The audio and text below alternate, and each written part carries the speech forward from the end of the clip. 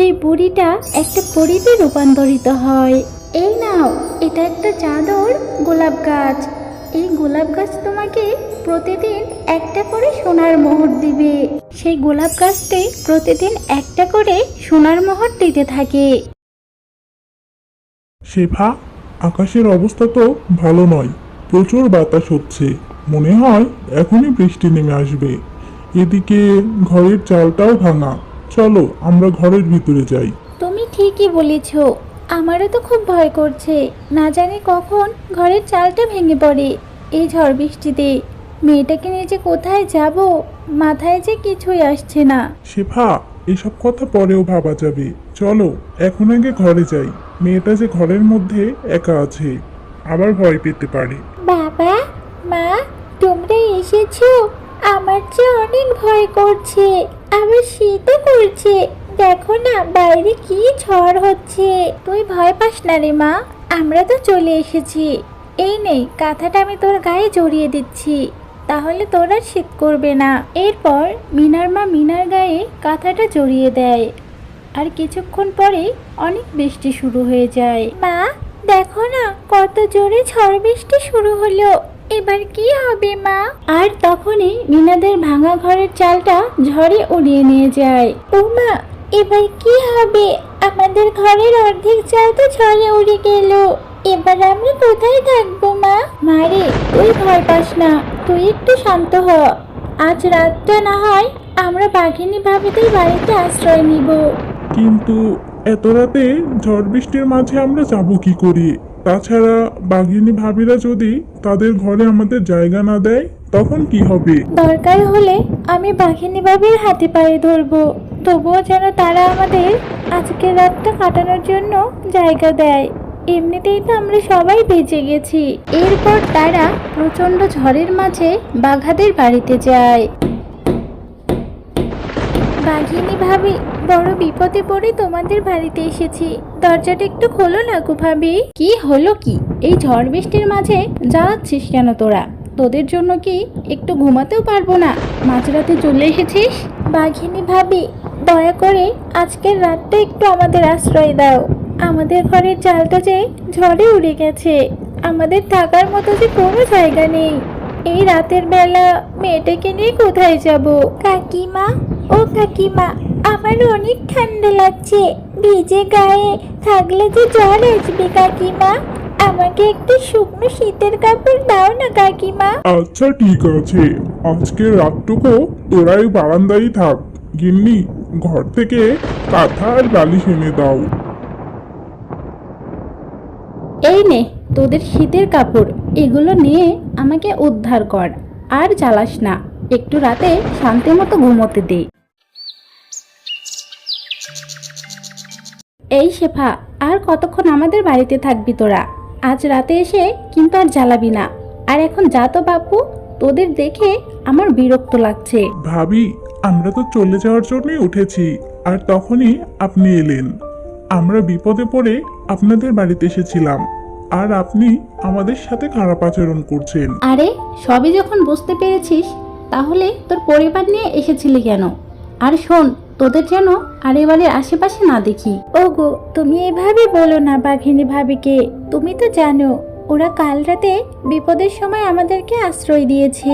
যাই হোক, বাদ দাও, এখন আর কথা বাড়িয়ে লাভ নেই। চলো আমরা বাড়ি ফিরে যাই।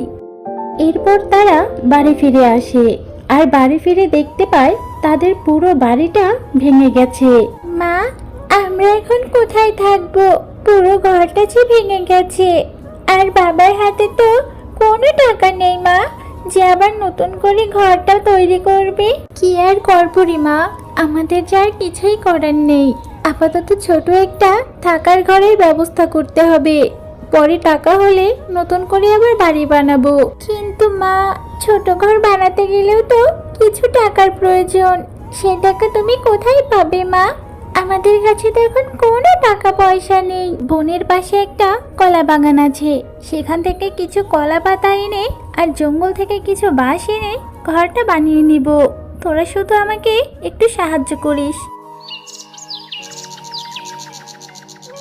এরপর তারা সবাই মিলে বাগান থেকে অনেক কলা পাতা নিয়ে আসে। মা, কলা পাতা তো অনেক হলো, এবার আমাদের জঙ্গলে যেতে হবে বাঁশ নিয়ে আসার জন্য, তাই না মা? আমি আর তোর বাবা মিলে জঙ্গল থেকে বাঁশ নিয়ে আসছি, তোর যেতে হবে না, তুই বরং বাড়িতেই থাক। এরপর শিফা ও মিচকে জঙ্গল থেকে কিছু বাঁশ নিয়ে আসে আর তারা সবাই মিলে সুন্দর একটা কলা পাতার ঘর তৈরি করে। আরে বাহ, মা তো অনেক সুন্দর করে কলা পাতার ঘর বানিয়েছে, ঘরটা দেখতে অনেক সুন্দর লাগছে। মা, থাকার ব্যবস্থা তো হলো, কিন্তু সারাদিন কাজ করে যে আমার অনেক ক্ষুধা লেগেছে। মা, আমাকে কিছু খেতে দাও। মারে, ঘরে তো খাবার তেমন কিছুই নেই, শুধু কিছু চাল ছিল। দাঁড়া, আমি তোকে ভাত রান্না করে দিচ্ছি। শুধু ভাত কি করে খাবো মা? দাঁড়াও, আমি একটু শাক তুলে আনছি, তুমি বরং ভাতের সাথে শাকটা ভাজি করে দিও। মিনা জঙ্গল থেকে কিছু শাক তুলে এনে শেফাকে দেয় আর শেফা শাক ভাত রান্না করে। এরপর যখনই তারা সবাই মিলে খেতে বসে সেই সময় একটা বুড়িমা চলে আসে। আমাকে কেউ একটু সাহায্য করো, আমি যে খুব অসহায়, ঠিক মতো দুবেলা দুমুঠো ভাত খেতে পারি না, কেউ আমাকে সাহায্য করো। দেখো না, একটা বুড়িমা এসেছে, বুড়িমাকে কিছু খেতে দাও মা। মারে, ঘরে যে আর কোনো খাবার নেই, যা ছিল তোদের দুজনকে যে দিয়ে দিয়েছি, এখন আমি বুড়িমাকে কি খেতে দিব? মা, তার মানে তুমি না খেয়ে আমাদের খেতে দিয়েছো? তোমারও তো খিদে পেয়েছে, তুমি এখন কি খাবে মা? মা মিনা, তুই আমাকে নিয়ে চিন্তা করিস না রে মা, আমি কিছু একটা খেয়ে নিব। বুড়িমা, তুমি এখানেই দাঁড়াও, আমি ঘর থেকে এখনই আসছি। এরপর শেফা ঘর থেকে কিছু চাল এনে বুড়িমাকে দেয়। এই নাও বুড়িমা, এই এক মুঠো চাল আমার ঘরে অবশিষ্ট ছিল, তুমি এই চালটুকু নিয়ে যাও। তোমাকে আমি খালি হাতে ফেরাতে চাই না। আমি তোমাকে বেশি কিছু দিয়ে সাহায্য করতে পারবো না, কারণ সে সামর্থ্য যে আমার নেই। মারে, আমি জানি তোরা এখন অনেক অসহায়, কিন্তু তোর মনটা অনেক বড়, তুই আমাকে এক মুঠো চাল দিয়ে অনেক বড় সাহায্য করেছিস, তোর এই উপকার আমি কখনোই ভুলবো না। বুড়িমা, তুমি এইসব কি বলছো? আমি তো কিছুই বুঝতে পারছি না। এরপর সেই বুড়িটা একটা পরীতে রূপান্তরিত হয়। আসলে আমি একটা পরী, আমি খুব অহংকারী ছিলাম, কখনো কাউকে সাহায্য করিনি।